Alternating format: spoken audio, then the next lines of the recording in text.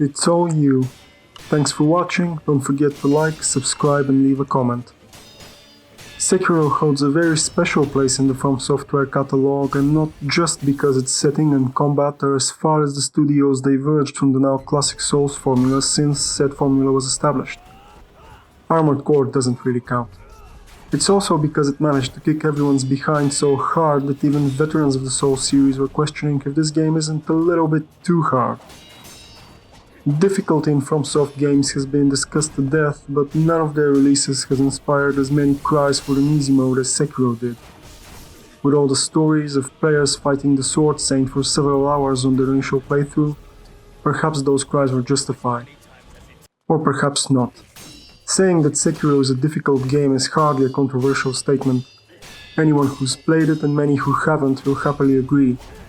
That's not the argument for an easy mode though. The argument is that Sekiro is too difficult. These four words can and have caused a riot among the hardcore FromSoft community, but it's all for naught, really. See, we can actually define difficulty with objective measurements.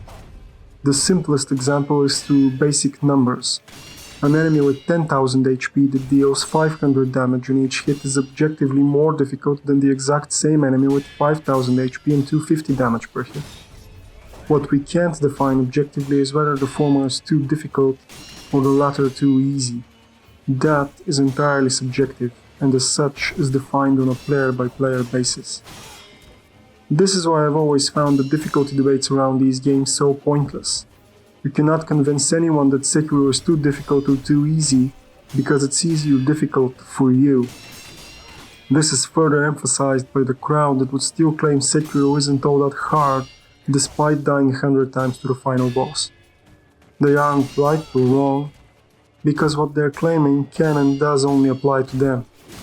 It is the equivalent of a fact, a very, very subjective fact, one that relates to a single person, but a fact nonetheless. That's the beauty and the flaw of subjectivity. No matter how outlandish you may come off to others, you're always right for yourself, because no one else can truly know your experience.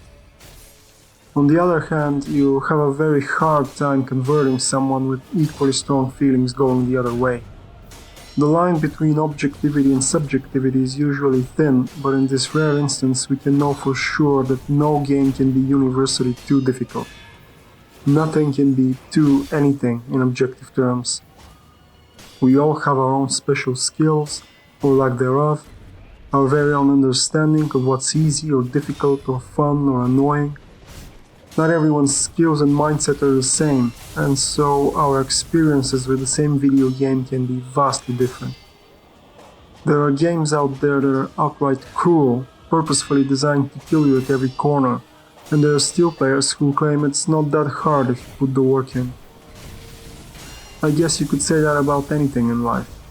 If you find something is too difficult for you right now, you can work at it until it no longer is, or walk away and find something else to fill your limited time on Earth with.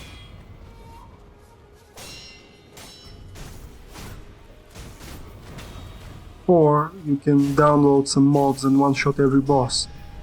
The world is your oyster. Do with it whatever makes you happy.